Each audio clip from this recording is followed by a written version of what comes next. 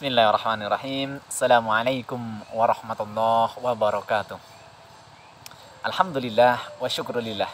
Wala hawla wala quwwata illa billah. Asyhadu an la ilaha illallah wa asyhadu anna Muhammadan abduhu wa rasuluh la nabiyya ba'da. Sahabat pemirsa dimanapun berada, alhamdulillah puji dan syukur kita panjatkan kehadirat Allah Subhanahu wa taala. Hari ini hari memasuki hari ke-13, kita masih diberikan umur dan kita masih diberikan kesehatan jasmani maupun rohani sehingga kita mampu menjalankan ibadah puasa, dan seharusnya kita melaksanakan ibadah ini dalam rangka kita menggunakan nikmat berupa umur dan kesehatan, yaitu kita memaksimalkan rangkaian ibadah puasa dengan semaksimal mungkin. Salawat dan salam semoga selalu tercurah limpahkan kepada baginda kita Rasulullah Muhammad sallallahu alaihi wasallam.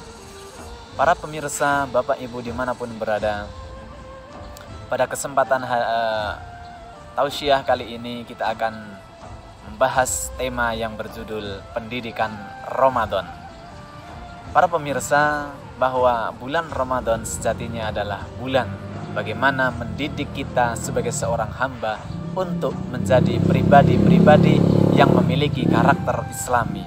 Karena di dalam bulan Ramadan, rangkaian ibadahnya akan mendidik kita semuanya untuk menjadi pribadi yang berkarakter Islami, sehingga kelak ketika selesai Ramadan, kita sesuai dalam ayat Al-Quran Al-Baqarah 183 di penghujung ayatnya, yaitu la'allakum tattaqun, akan menjadi orang-orang yang bertakwa. Itu bisa terwujud ketika rangkaian-rangkaian ibadah puasa bisa kita jalankan sesuai dengan sabda Nabi, dan harus kita maknai penuh dengan makna yang sesuai dengan perintah Allah. Sahabat dimanapun berada, di dalam Ramadan ada beberapa amalan yang amalan itu akan mengantarkan kita untuk menjadi pribadi yang pantas untuk dicontoh. Karena sejatinya kita adalah sebagai seorang khalifah. Sebagaimana Rasul mencontohkan bahwa Rasul sendiri adalah pribadi yang penuh dengan teladan. Bahkan sampai di dalam Al-Quran diabadikan di dalam surat Al-Ahzab ayat yang ke-21, yaitu Allah berfirman, a'udzubillahi minasyaitonir rajim, laqad kana fi rasulillahi uswatun hasanah. Sungguh sudah telah ada dalam diri Rasulullah adalah suri teladan yang baik. Maka teman-teman, sahabat dimanapun berada, kita semuanya, yang seorang ayah bisa menjadi teladan bagi keluarganya, seorang ibu bisa menjadi teladan bagi anak-anaknya, seorang guru bisa menjadi teladan bagi para siswanya, dan seorang pemimpin bisa menjadi teladan bagi orang-orang yang dipimpinnya. Seperti apa agar kita menjadi pemimpin? Maka kata Allah dalam Quran surat Ali Imran surat ketiga ayat yang ke-31, Allah berfirman, Qul in kuntum tuhibbunallaha fattabi'uni yuhibbukumullah wa yaghfir lakum dzunubakum. Kata Allah, katakanlah wahai Muhammad, jika kalian mencintai Allah, maka ikutilah aku Rasulullah.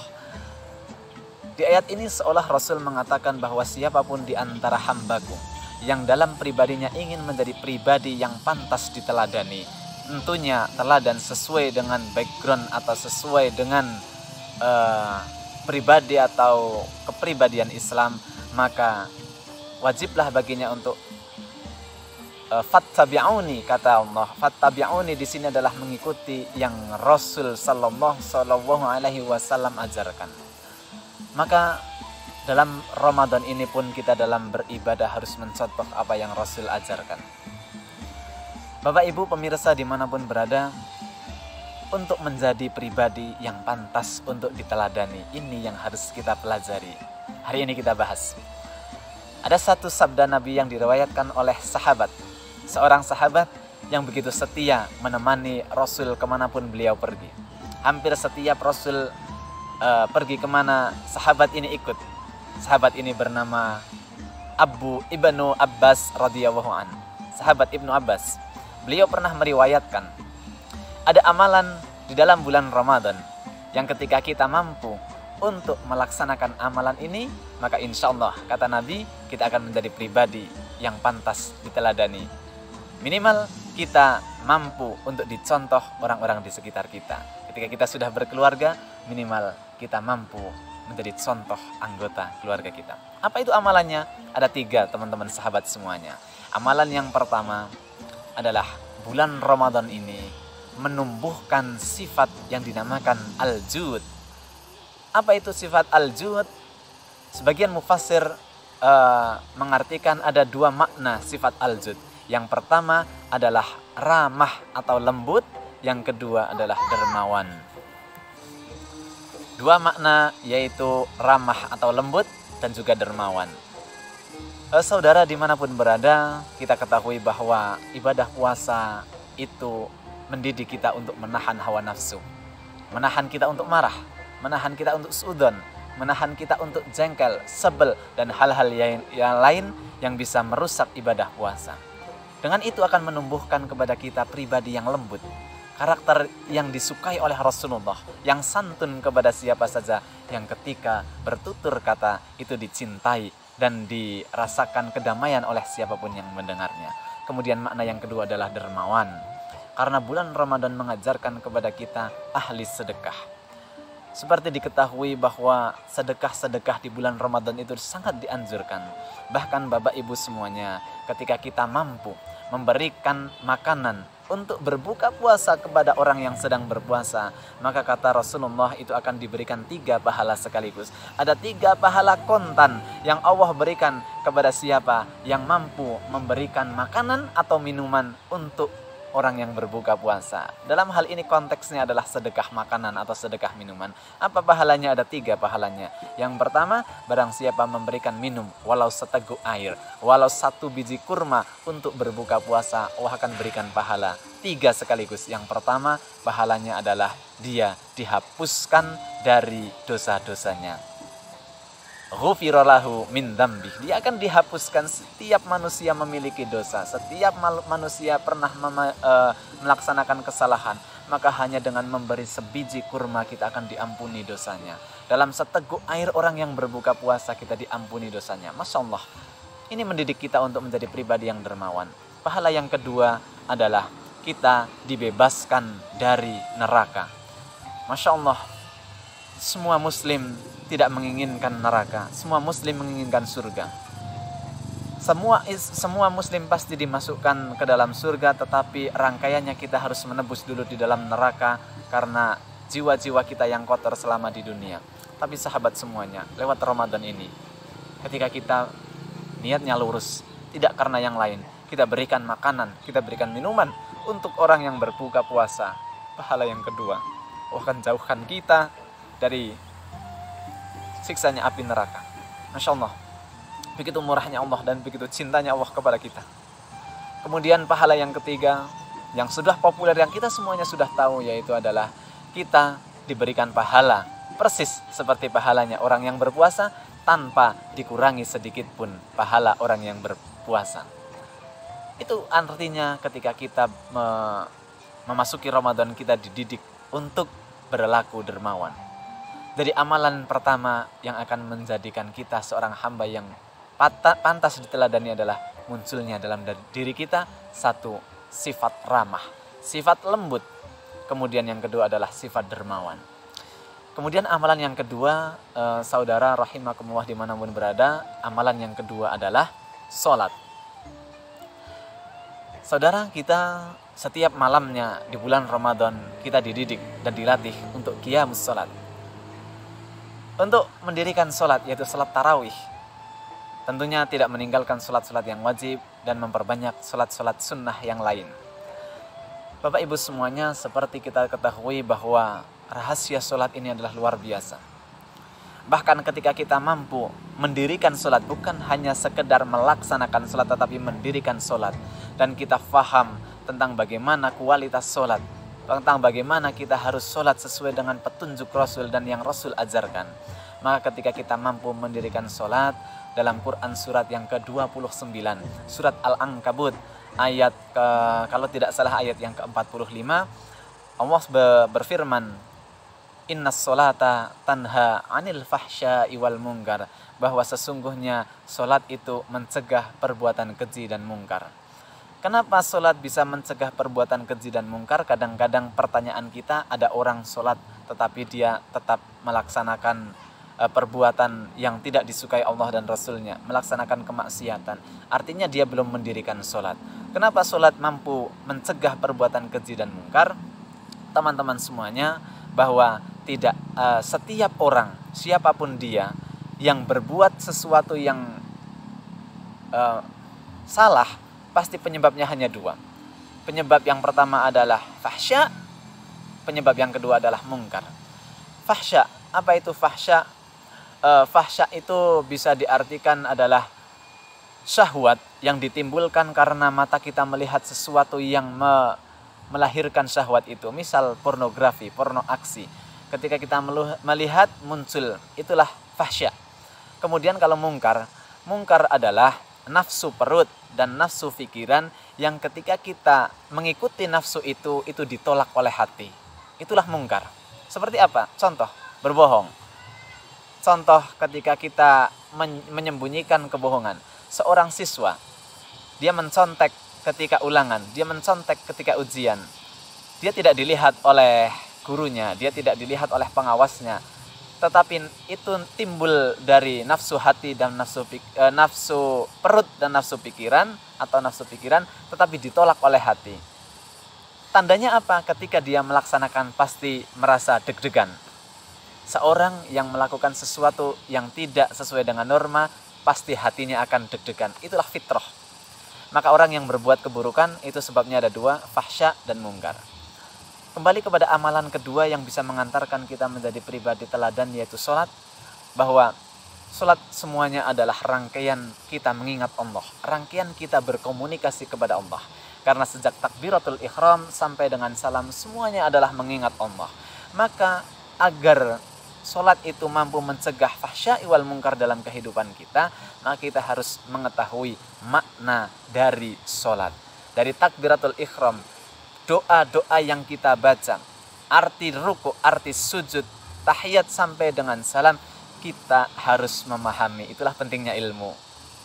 Maka bagaimana kita memaknai setiap doa-doa yang kita baca? Maka ketika kita ingat Allah, maka selanjutnya orang yang sudah mampu mendirikan sholat, dia akan masuk kepada golongan yang disebutkan di dalam Al-Quran, surat An-Nisa, surat keempat, ayat 103. Bagaimana Allah berfirman di situ? Fa'idha qudiyatumus sholat fadhkurullaha qiyamau wa qu'udaw wa ala junubihim. Apabila kalian telah selesai mendirikan sholat, maka ingatlah Allah. Kapan ingat Allah? Qiyamau wa qu'udaw wa ala junubihim. Ketika berdiri, ketika duduk, ketika berbaring. Ini bermakna kita harus mengingat Allah dalam setiap hal, setiap keadaan, kapanpun, dimanapun. Jeda antara subuh dan zuhur kita mengingat Allah. Zuhur, asar kita mengingat Allah, begitu seterusnya. Maka mustahil seorang hamba akan berbuat kemaksiatan karena dia mengingat Allah. Kita ingin mencurangi dagangan kita. Kita katakan barang ini baik padahal barang itu buruk, tapi mustahil karena kita mengingat Allah, akhirnya kita tidak jadi melakukan itu.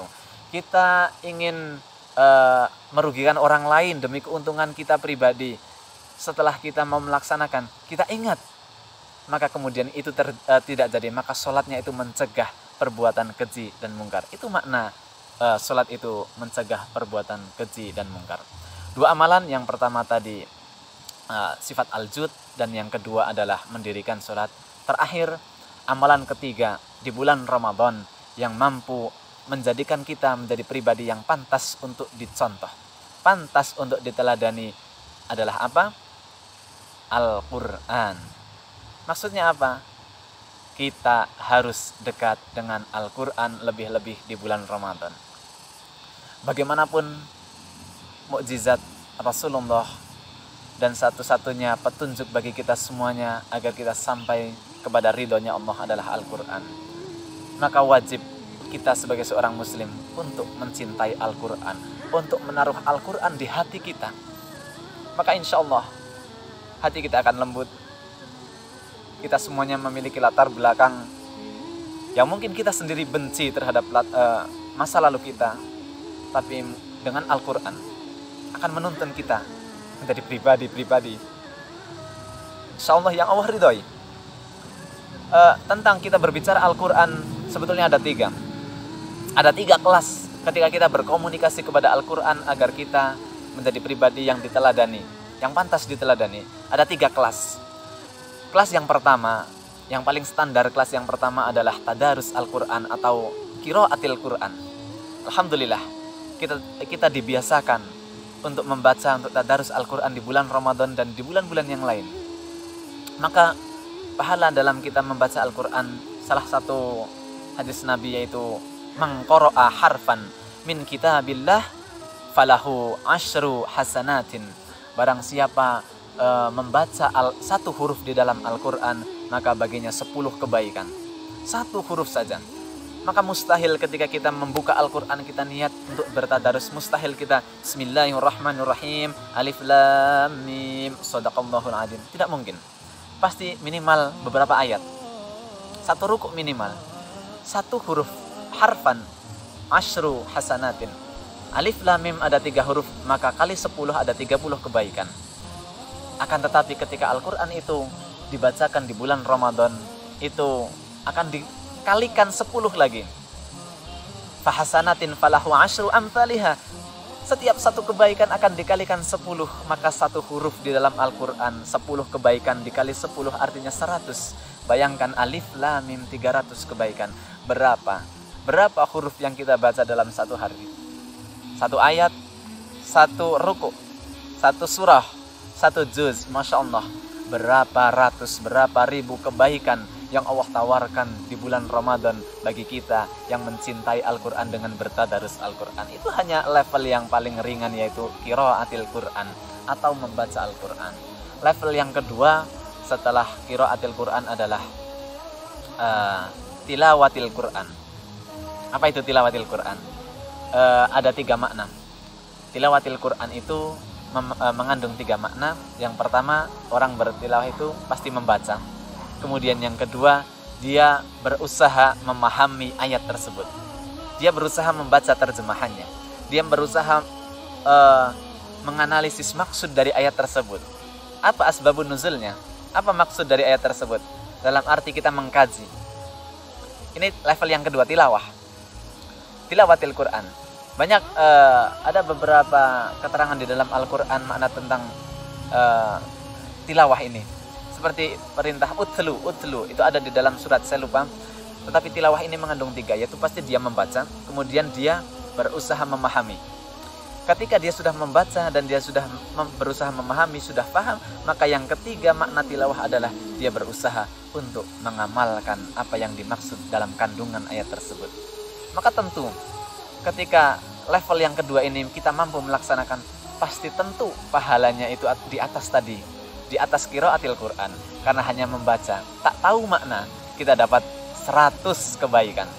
Apalagi kita berusaha untuk mencari maknanya, mencari apa maksud di dalam ayat tersebut. Kemudian yang ketiga, kita berupaya untuk mengamalkan. Masya Allah, ketika kita mampu melaksanakan itu, bukan tidak mungkin kita akan menjadi seorang hamba yang dekat dengan Allah, yang dicintai Allah. Kenapa? Karena kita mampu berkomunikasi dengan Al-Quran. Bukan hanya berkomunikasi dengan lisan kita, tapi pikiran dan hati kita berkomunikasi dengan Al-Quran. Dan yang ketiga, level berkomunikasi dengan Al-Quran yang ketiga adalah tahfidul Quran, menghafal Al-Quran. Kenapa level menghafal Al-Quran ini di atas qiraatil Quran dan tilawatil Quran? Karena ringan saja. Menghafal Al-Quran pasti kita mengulang-ulang dalam membaca ayat yang kita hafalkan. Kita mentargetkan hari ini hafal 1 ayat. Berapa kali kita mengulang-ulang ayat tersebut? Padahal tadi di qiraatil Quran 1 huruf dikalikan 10. Di bulan Ramadan kalikan 10 lagi. Masya Allah, ketika kita berusaha menghafal, baru baca 1 kali, orang awam seperti kami mustahil langsung hafal. Walaupun mungkin ada yang bisa langsung hafal, biiznillah. Tapi ketika kita masih standar, kita ulang-ulang. 1 ayat diulang 2 kali, 5 kali, 10 kali, bahkan 20 kali, maka pahalanya dikalikan Masya Allah. Dan kata beberapa ulama, agar kita mampu mudah untuk menghafal Al-Quran, kita baca terjemahnya. Ketika kita membaca terjemahnya, kita masuk level yang kedua. Agar kita mudah lagi untuk menghafal, setelah kita baca terjemahnya, kita berusaha memahami, maka kita akan memudahkan kita untuk menghafal. Jadi dalam level yang ketiga, kita secara otomatis melaksanakan level yang pertama, level kedua, dan level yang ketiga tahfidz. Masya Allah. Ketika kita berkomunikasi dengan Al-Quran, Bapak Ibu sahabat dimanapun berada, 3 amalan yang ketika kita mampu melaksanakan dan memaksimalkan lebih-lebih di bulan Ramadan, kata Ibnu Abbas, 3 amalan ini akan mengantarkan kita semuanya untuk menjadi pribadi yang pantas untuk diteladani. Laqad kana fi Rasulillah uswatun hasanah. Ini kita lakukan semata-mata kita mencontoh. Begitu, ketika Qul in kuntum tuhibbunallah, katakan kepada siapa saja yang mencintai Allah, fattabi'uni, maka ikuti Rasul. Maka 3 amalan ini insya Allah, ini riwayatnya sahih, kita mencontoh dan meladani dari apa yang Rasul contohkan. Mudah-mudahan ketika kita mampu memunculkan yang pertama sifat al-jud, sifat yang lemah lembut, sifat yang mudah untuk dermawan, berbagi kepada orang lain. Yang kedua, mendirikan sholat. Sholat itu adalah sesuatu kebutuhan kita. Kita nikmat dalam melaksanakan sholat, maka kita akan terhindar dari perbuatan fahsya wal mungkar. Kemudian yang ketiga, komunikasi dengan Al-Quran. 3 level, yaitu qiraatil Quran, tilawatil Quran, dan hifdzul Quran. Mudah-mudahan Ramadan ini mengantarkan kita menjadi pribadi yang lebih baik dari pribadi yang sebelumnya. Kita semuanya punya masa lalu, tetapi kita harus berusaha untuk menjadi pribadi yang lebih baik di mata Allah, yang lebih baik di mata Rasulullah. Tidak peduli orang mengatakan apa, tapi kita harus baik di mata Allah dan Rasulullah. Kurang lebih itu saja yang bisa kita sampaikan. Mudah-mudahan sekali lagi Ramadan ini, kesehatan ini, umur ini, yang kita mampu mendapati Ramadan di tahun 1442 Hijriah, kita mampu memanfaatkan untuk kita beribadah, bertakarub, dan memperbaiki diri untuk menjadi pribadi yang lebih baik. Hijrah dari pribadi yang belum baik menjadi pribadi yang lebih baik. Pribadi yang baik menjadi pribadi yang lebih baik. Pribadi yang sudah lebih baik istiqomah dalam kebaikan. Mudah-mudahan Ramadan ini sekali lagi mengantarkan kita menjadi hamba yang diridhoi dan dicintai Allah dan Rasulnya. Karena dengan itu insya Allah kita akan mendapatkan syafaatnya di yaumul akhir, dan kita akan digolongkan orang-orang yang selamat, orang-orang yang kelak akan bertemu dengan Allah. Farhatani lis-shaimi farhatani, 2 kebahagiaan bagi seorang yang berpuasa. Farhatun indal fitri, kebahagiaan pertama ketika kita berbuka puasa. Wa farhatun inda liqa'i rabbih, kebahagiaan ketika berjumpa kepada Allah. Ma'asyiral muslimin, mudah-mudahan bermanfaat bagi diri kami pribadi dan juga kepada para sahabat semuanya dimanapun berada. Mohon maaf jika ada tutur kata yang tidak berkenan. Sekali lagi, tebarkan kebaikan, panen semua amalan, dan minta ampunlah kepada Allah agar kita menjadi pribadi yang berkualitas dan kita menjadi pribadi yang pantas untuk diteladani, minimal orang-orang di sekitar kita. Astaghfirullahaladzim li walakum. Hadanallah wa iyyakum ajmain. Assalamualaikum warahmatullahi wabarakatuh.